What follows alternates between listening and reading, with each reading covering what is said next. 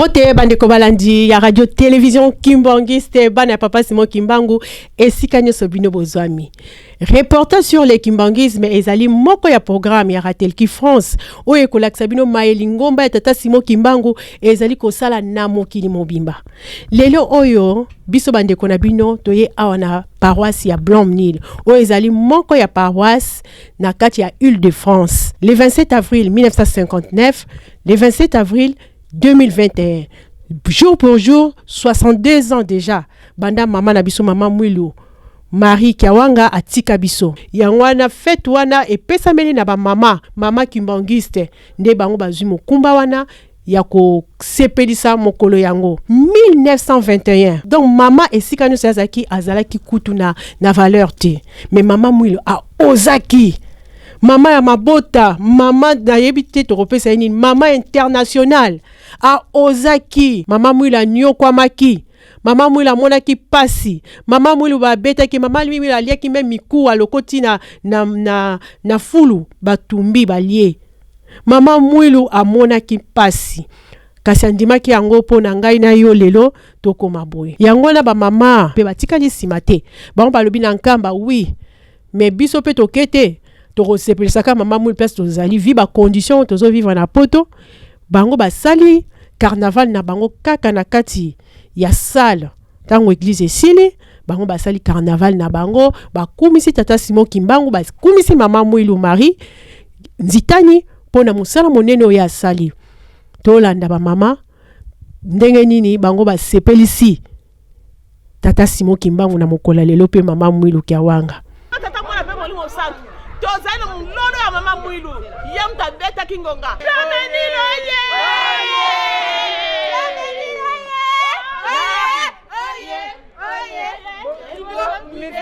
misala febo tosie na kombo ya tata mwana petu ba molimo santu ngai mama présidente ya ski Blanc-Nil le 27 avril oye mama bota oye femme internationale oye mama Mwilu le 27 avril mama Mwilu azalokumu po ezalaki mokolo ya monene eza mokolo ya monene pona biso ba mama ya solo mokolo le 27 avril eza journée mondiale biso journée de la femme to sepelaka normalement ezali le 27 avril pour le 27 avril yango jour vraiment obiso ba mama to ko sepelaka ya mokili mobimba mama Mwilu longola biso soni pato ya mona lelo koma ese mama nana Mwilu tangu wana mama Mwilu abunda biso tumba ba mama Blanc-Nil ba motiver ba mama mok ba Blanc-Nil tozali wena nkamba na molimo tozali